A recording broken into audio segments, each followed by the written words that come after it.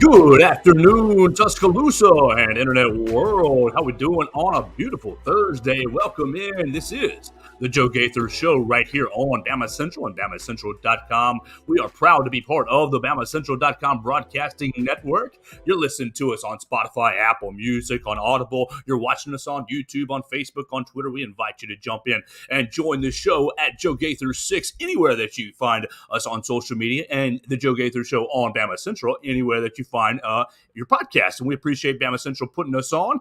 You can find our other BamaCentral podcasts, Blue Collar Unplugged and All Things Bama, also right there on BamaCentral.com and Spotify, Apple Music as well. Our friends Austin Hannon and Katie Wyndham putting out an episode this morning about Clemson being drawn as Alabama's ACC-SEC matchup opponent. And the Blue Collar Unplugged boys have had a very, very busy week already, talking about Javon Quinterly's transfer and what is Nate Oates going to do, pivoting, it sounds like, to West Virginia prospects. True West Virginia transfer portalees are on the Nate Oates radar. But that's what's on tap for those programs. This program, hopefully, we're going to have a fun show today. I really, really appreciate everybody jumping in and joining us today. We've already talked to Kendall Hollowell of the NFL Network earlier this week. If you missed that conversation, you can hear it on the Tuesday edition. Kendall and I talked about Bryce Young, Mac Jones, Jalen Hurts, and Tua Tagovailoa, all four Alabama quarterbacks in the NFL. So really, really had a good time talking with Kendall on Tuesday. Today, oh my gosh, cannot wait. I am very, very blessed to be joined by Mac Hereford,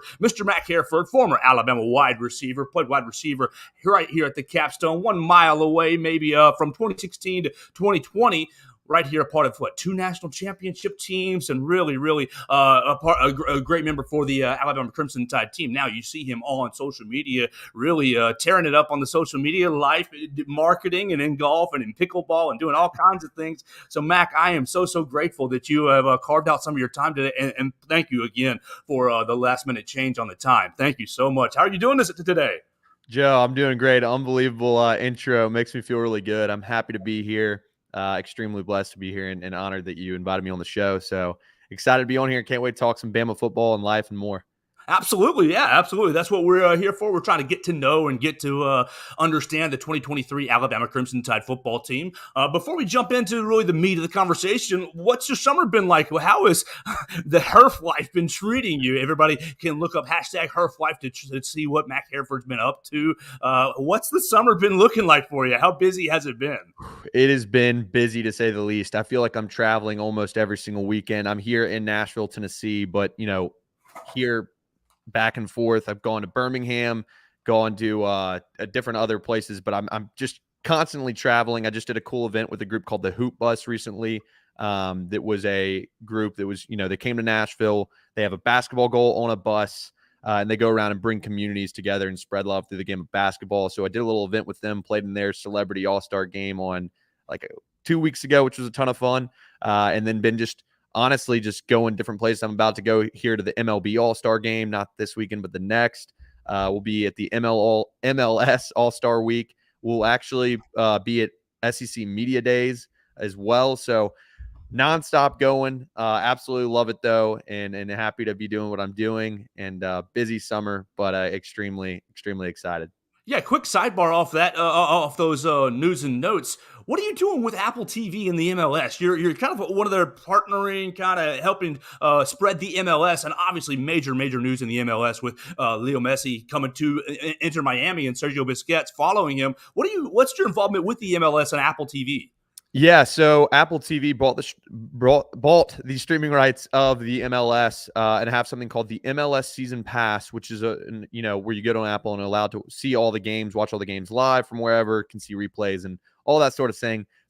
But so Apple just started a content creator program with a group called Get Engaged Media this year, and they reached out and said, "Hey, would you like to be a part of this? We see you've been to some of the games and you like sports." And I was like, "Look, I don't know everything about soccer. I played it when I was younger. Absolutely love the sport and love just, anything that involves the Nashville community, and Nashville's team. Nashville SC is an awesome team. Tons of fun to go to their games." So I started doing stuff with them where I'll go to games, post some content. If I'm not at the game, hey, I'll post some content. I was actually watching a game on a mountain the other day. using the Apple Apple TV app. So it's been a cool thing, and I'm excited. And I'll be at the MLS All-Star Week for a couple of days doing some stuff with Apple and getting to meet some of their crew as well as some of the MLS crew. So Well, I'm excited. that'll be awesome. If you meet Messi, don't wash your hand for like a week or whatever. That will be incredible. We're looking forward to keep up. If you want to follow Mac Hereford and all his adventures, you can follow him on Twitter, Instagram, and Snapchat at Mac_Hereford. And the big one on TikTok is just Mac Hereford altogether. Correct? That's correct. All right, make sure you follow him. You keep up with all his adventures. Always out there doing really. I like the trick shots, the golf stuff, the pickleball. You'll have to tell us a little about pickleball towards the end of the things, but really just a great follow and really just you give us the serotonin every morning. When I get up and I'm like, all right, what's the 5 minutes? Oh, Mac's doing this, hitting a golf ball. Okay, I'm ready to get going because you're always very, very busy. Always. I love staying busy and love running around, playing sports, doing what I love, and meeting new people. So well, let's get into the conversation for Alabama football and really kind of you pick your brain for your expertise. Mac Hereford played wide receiver right here at the capstone 2016 to 2020, put in a lot of work, winning some national championships. And there's a lot of parallels, Mac, from this year's 2023 team to really kind of looking at the 2016 team, your initial freshman year. The first parallel, obviously, is the quarterback. We did, in 2016, you walked in, you were a freshman, didn't know who was going to be the starter. Lots of people talking Blake Barnett and really just a bevy of quarterbacks kind of going into that year. David Cornwell as well was kind of in that mix. There was a couple of them in that mix. But Jalen Hurts takes the starting job drive number 2 into week number 1. What's that summer like? What's that summer like going into the year, not knowing who the quarterback is? You all want to follow the best guy, and you all want to be good teammates, but you kind of also know who's leading the charge, and you all have your kind of, I want this guy to be the starter. What's that summer look like as a team member watching quarterbacks compete for a starting job? Well, so it's funny you said that because that's literally when I was thinking, anyone's asked me about this whole quarterback thing, I'm like, gosh, this is like deja vu. I mean, twice at Alabama during my career, I feel like we've had, two times where there was like a quarterback battle. I would say the thing is it's interesting. I remember I take myself back, put myself in the shoes of my freshman summer. I had a lot of classes with Jalen. It wasn't really like the thing that's crazy is we're on the team and we think we know the news and what's going on in the media. People would think we would know things prior. But to be honest, we never really knew until the time came where they're like, hey, this is going to be the guy starting game 1. We didn't know. And I think Coach Saban does a great job. These guys are all battling it out. We don't focus on it. I think people, obviously there's like, hey, who's it going to be? And a lot of friends off the field and a lot of people who are not in the program were asking about the quarterback battle. But as a player, it's really interesting. Coach Saban does an unbelievable job of being able to keep guys focused. You hear the process all the time, the process. Well, he preaches what he speaks, teaches. Wait, I don't know the right term, but it's what I'm trying to say. But basically, he just ingrains that into our heads that it's all about the process. It's all about getting better. And regardless of who the quarterback is, we're going to be Alabama. And I think that's the thing that's important to know at the end of the day. Like, we can all talk about the quarterback battle. It's very interesting and intriguing. And we got some good quarterbacks in the battle this year in the mix. But as a player, we didn't really think about that much. Like I said, the only conversations I had about it were off the field. So it's very interesting how it worked out. And then, until that first game happened, it was such a close battle that if it's like that this year, if it's close enough going into that first game, I'm sure we're going to see different guys get different opportunities. And, you never know who it's going to be because, like, you go back to my freshman year, I think Blake Barnett came out and started, and then Jalen Hurts ended up coming in, and then, he went on to become the starter. So you never know what's going to happen, but this year is very interesting. I think, Milroe reminds me of an almost underdeveloped Jalen Hurts. He's got the, speed. He's almost like a running back there. When you saw him in games last year, he had these sparks where he was just unbelievable. I was talking to my buddy Nelson Jetmanson about it, who knows a lot about Bama football, and he was saying the same thing. Like, Milroe is working on his leadership, his charisma. Getting guys out to train in Florida is a huge step. And then you have Ty Simpson looking really sharp after his surgery. And then correct me if I'm wrong. How do you say the last guy's last name? Lonergan? Dylan Lonergan is Lonergan. the true freshman. They brought in Tyler Buckner for the transfer from Notre Dame, and then Yep. Eli Holstein is also the true freshman. So Holstein is a true freshman from Louisiana, and Lonergan is a true freshman from Brookwood, Georgia. Yeah, I've been hearing a lot of talk about Lonergan and just being an impressive early, could essentially be a dark horse. But all that to say, it's a great group of guys, and I'm looking forward to us figuring it out. I know it has almost everyone on edge, but the thing to remember and to be cognizant of is like Coach Saban knows what he's doing. He's the best in the business for a reason, and at the end of the day, the best quarterback who makes the team the best is going to start. And I think it has a little bit to do too when Coach Saban looks at it. He likes that leadership. That's why I'm like kind of leaning with, I think that Milrose got the, best shot to at least start the first game right now, is a lot about that leadership. Whoever's getting guys to follow them and guys are just rallying behind is going to be the guy he's going to want to put out there, because that affects the whole team chemistry. 1,000%, and I'll just be biased with you, or let you know I am on Team Milroe just because I think the athleticism just gives you so many options as an offensive play caller. It's very interesting that you, in your answer, that you say, "Oh, we didn't really think about it," especially considering you played wide receiver. How does Coach Saban? I mean, this is, as you said, about a second or third time going through a quarterback kind of battle per se at Alabama. What he did it with AJ and Phillip Sims, and so maybe fourth time, but he's done it. He's handled it so masterfully, really every time. With the transfer portal kind of looming over your head and quarterback being that position where only one guy plays, what is it about Coach Saban that really keeps everybody engaged? You kind of saw what happened with Georgia with Justin Fields and their previous quarterback, Jake Fromm. They kind of had that battle and Fields transferred out. But nobody transferred out with Jalen and Tua until the very end. Jalen doing kind of his due diligence and graduating. How does Coach Saban keep everybody engaged and really just, we're not thinking about it. We're all focused on our own job. Yeah, I think it's a little bit tougher now considering there's NIL involved. But if we look back to when I was playing the game, that was one of the questions my dad and I always talked about. How is it possible that these 4 and 5 stars come out and they're riding, they sit the bench for 2 to 3 years. They're not playing. How are they staying? Why aren't they transferring? Because they could play at almost any other school in the country and start and be a star. Well, I just think it all goes back to the way Coach Saban coaches and teaches. And that's the thing that he always teaches and tells us about the process. And I know like running that word into the ground, but the process, it matters. And he's got examples, which is a key thing with that. So you look at guys, he uses examples like Mac Jones, is sitting behind all the time. And then he finally gets the opportunity. What do you know? He's drafted to the Patriots. You look at Kenyon Drake, wasn't even never was a true starter for Alabama at running back, gets drafted, has a great NFL career. So he uses these examples to tell people, and it works. Hey, if you want to be the best at your position and you want to develop to be the best person, quarterback, running back, whatever position it may be, stay here. And I can promise you it's going to work out. And for almost every guy that's done that, it's worked out. I mean, even I saw Blake Sims posted something on Instagram the other day. Another great example of someone who stuck it out, got his opportunity, and it doesn't always work out like that. Like, look, there's situations where you can sit there for 4 years and you might not ever get an opportunity. But I think if you're willing to invest in the team and invest in what Coach Saban's telling you, you're going to be great at what you do, and you're going to get an opportunity somewhere.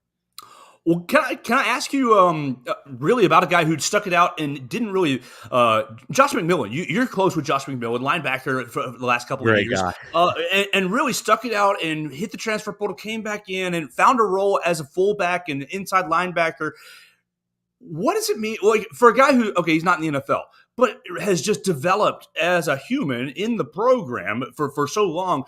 Coach Saban, what does that development do for a person post-football career? I mean, you can speak for your own self. I mean, not in the NFL, but you're doing very, very well. Post-football, what he does for these players who stick it out.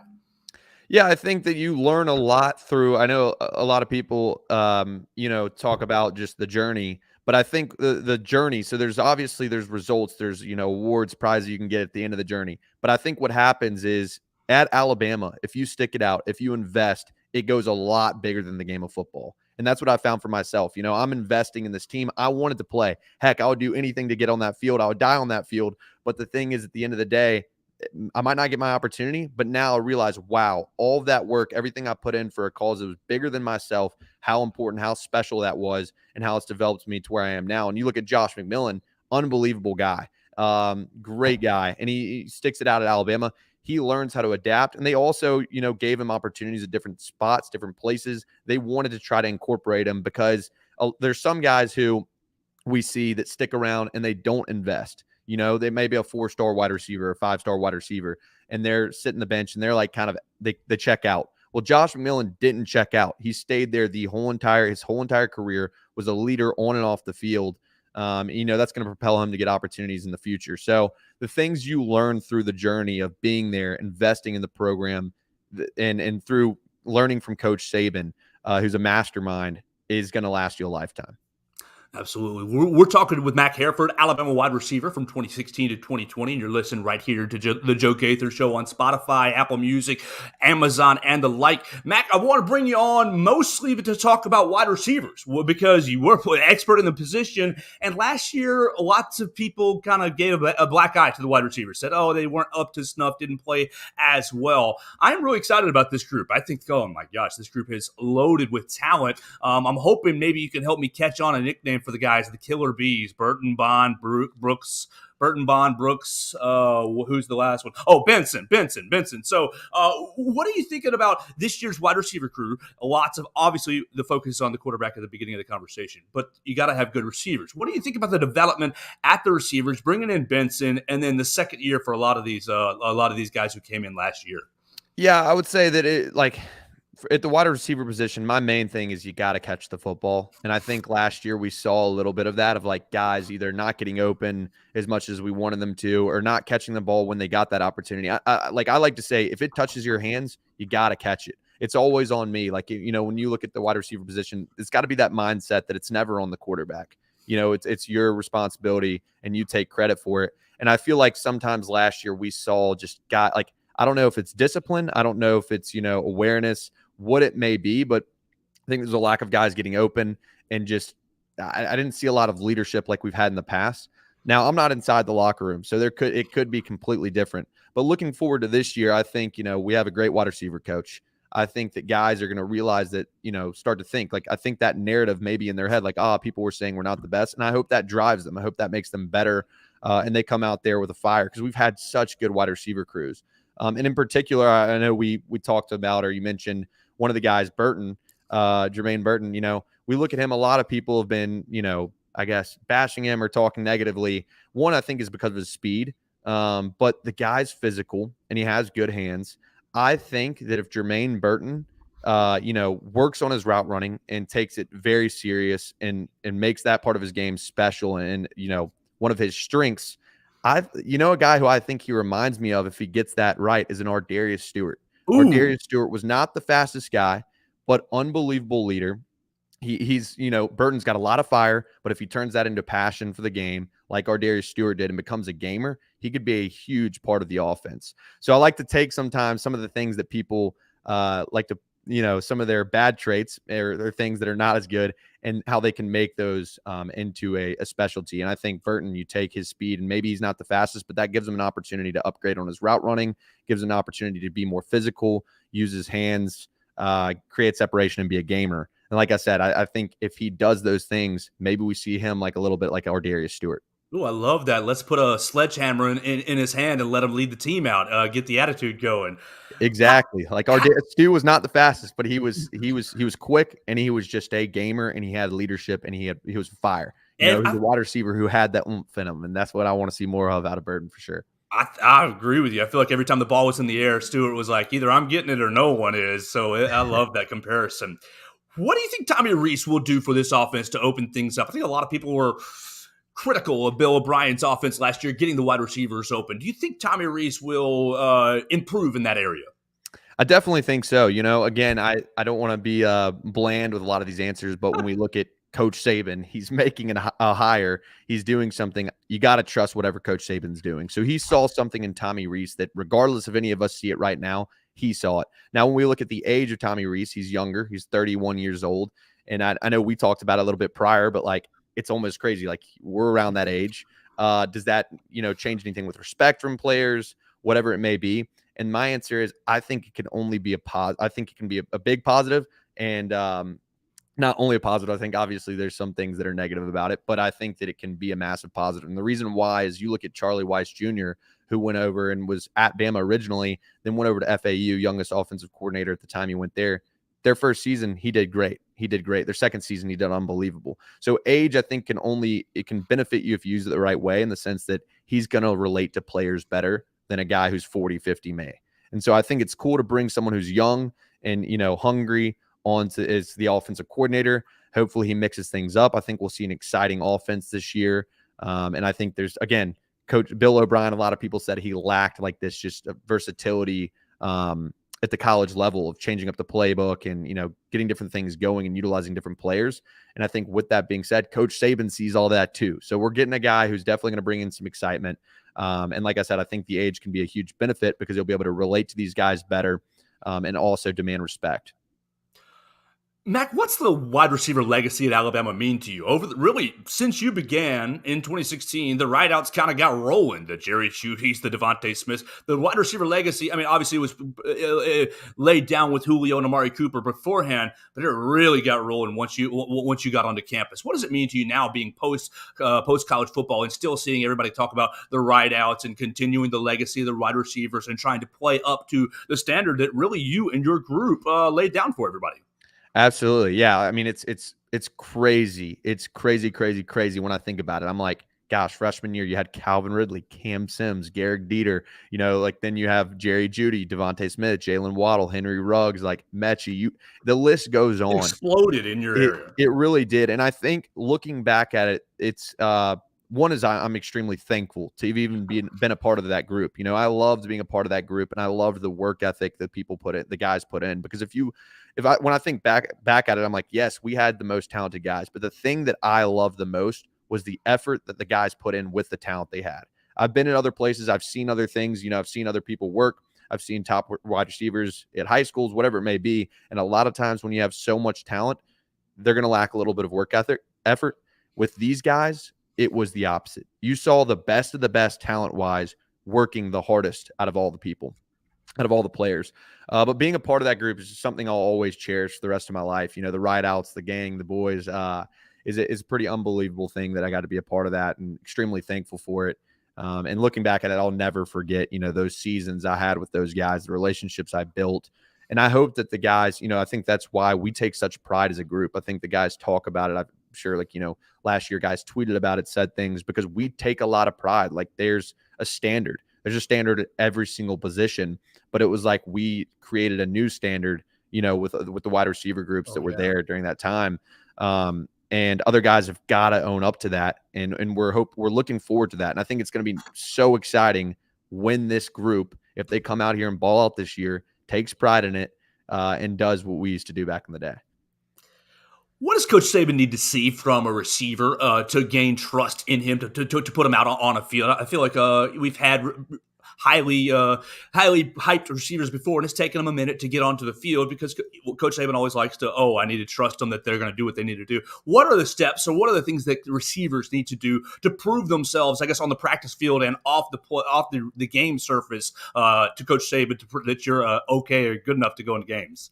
I think it's a lot of things, and I think it's actually pretty similar to any and every position what Coach Saban expects. And that's the fact that it doesn't matter who you are, you're going to have to earn your spot. But the crazy thing that people don't, sometimes realize is we may have a guy who's playing scout team, wide receiver, who may have just been a 5-star out of high school, who's one of these guys we're talking about, super hyped up guy, could be, a baller.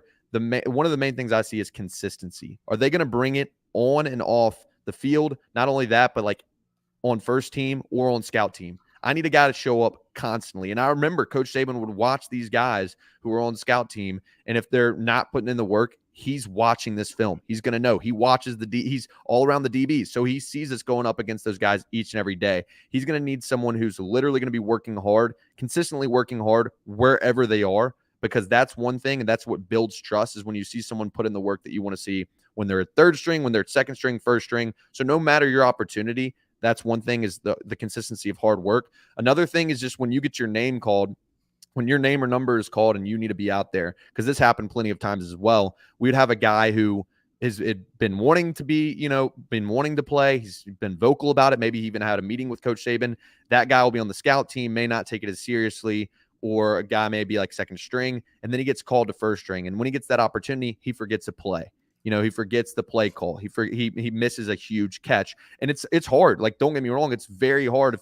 I remember even times when I got called up from scout team to come up and run routes, with the first and second team, and I'm like, holy cow, like I haven't run through these plays every single day like these other guys have. But the key is to put in that work, regardless, take mental reps and be prepared at all times, because that's what is the big differentiator. When you are able to take someone who hasn't been with the first strings or second strings, you throw them into that lineup, that group, that rotation. And if they're able to come out there and do their job 100%, you can trust them.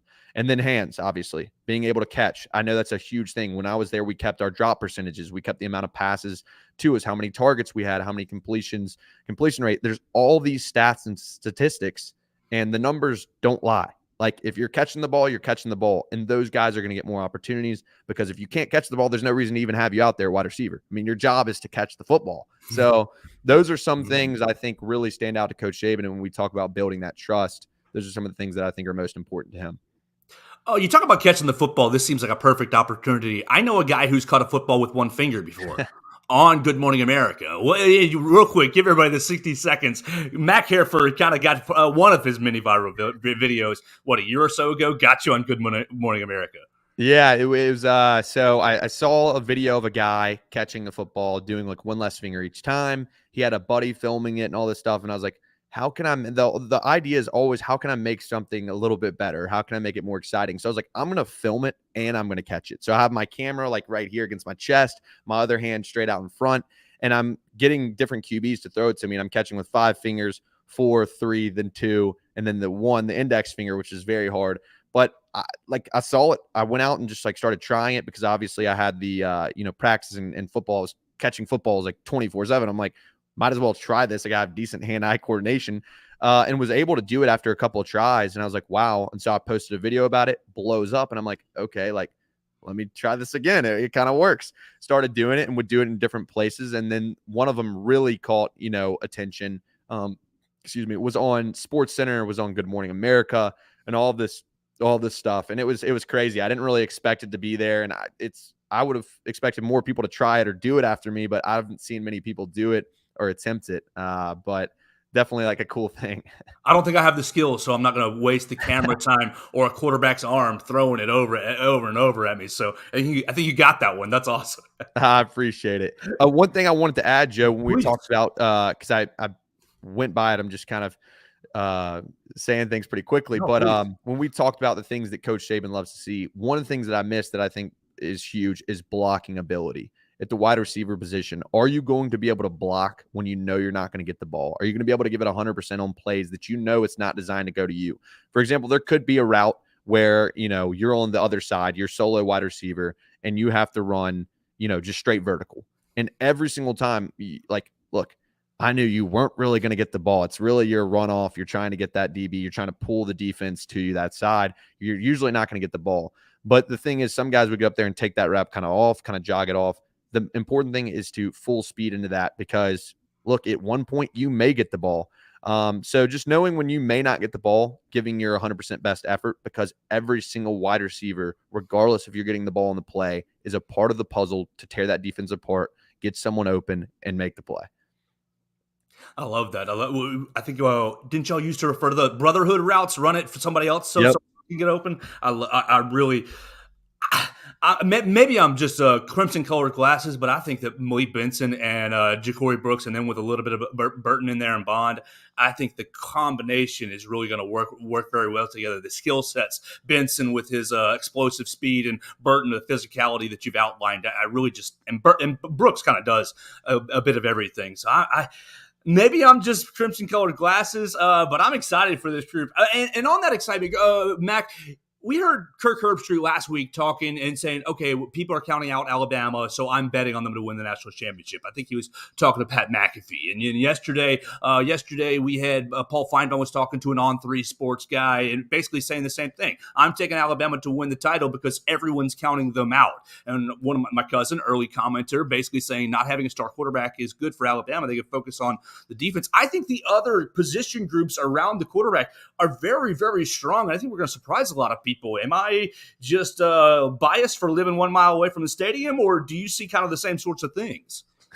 I mean, you're asking someone who may be biased. I know, but we're trying to find some But all to say, I mean, I don't want to go into depth on each position or anything, but right. Look, it's Alabama. You know, we're the University of Alabama. I have faith in the program. This is going to be a big year that is a differentiating factor of, do we still got it? Because people are asking that question everywhere. Like you're saying, people are doubting us constantly. What I think is that I think Coach Saban still does have it. I think that this team's got a big statement to make. And I like the fact that we're coming into it like this. If you ask me what position, like obviously everyone wants to be like number one going into the season. It'd be cool to be like number one, everything. But like we're in a position where the pressure, we lack a little bit of that pressure because we're not expected to be the number one team. We're not expected to come out there and be the best, which it is every single year. We kind of have this underdog feel of like, I don't know, it just makes it's kind of badass. Like I would love to be on this team and be like, look, we have something cool to do here. Like people are doubting us. So I think that gives a little bit of a cooler narrative. And, you know, it takes a little bit of pressure off guys, and it kind of makes us a little bit sleeper. People, a little bit of a sleeper. People are all worried about so-and-so or so-and-so, these top, you know, the teams that are predicted to be like the top 3 teams or whatever. We're coming out there and people aren't thinking about us like that now. So I'm like, all right, like we can sneakily like come out there and just be a dog and dominate and get back to the roots of Alabama football. So I'm excited to see this season. I think we're capable of it.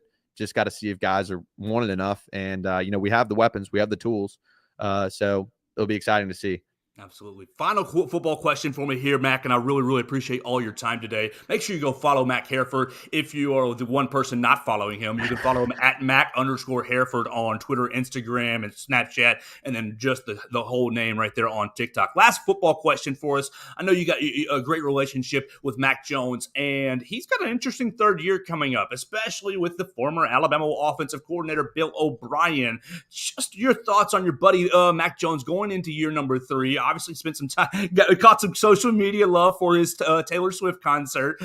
Great for him right there. But what do you think about Mac going into year number 3? They just re-upped on Parker, Devontae Parker's contract, and they brought in Bill O'Brien. Yeah, I think, you know, you look at Mac Jones, obviously, had an unbelievable career at Alabama, goes on to the Patriots, and things haven't gone as fast as I would like them to go because of being his friend and bias, or of how fast I would assume how he's wanted it to go, you know, just like wanting things to click, having the weapons. I think if you look at it, he just doesn't have, the Patriots have not given him enough weapons. If you look at, you know, year 1, year 2, and it's like, still, does he have enough weapons? Does he have the offensive line that he needs, the wide receivers that he needs? I think that's got to be tough on him. But what I do think is Mac Jones is a fighter, and he's a baller, and he's a workhorse. The guy's been working 24/7. I text him, I call him, like, dude, stop. Like, just please relax for a little bit and take a breath. He is working all the dang time. And what I think that shows you is that over the first, like year 1, you get in there and you got to figure it out. He didn't have the tools. He didn't have the things he needed. Year 2, similar sort of deal. Kind of, he needs to get in with the coaching staff, get the vibe of the team. Like, look, you're jumping onto a whole new team. It takes a year, 2 years, 3 years even to build a great relationship with the team. And so he's getting to that point where he knows what his tools are. He knows what he has to work with. And he's also worked his tail off, and he's getting prepared for the next season. I think we see him have a great season this year. And when I say great season, doesn't mean it has to be statistical, you know, great season. I still don't think he has the weapons that he needs to, you know, really dominate at the NFL level. But maybe he makes it happen with the weapons that he has. Maybe he doesn't. But I just think there's one thing I can bet on, and that's Mac Jones' career being a great career in the NFL and being a long, great career. I'll bet on that every single day because Mac Jones has the it factor.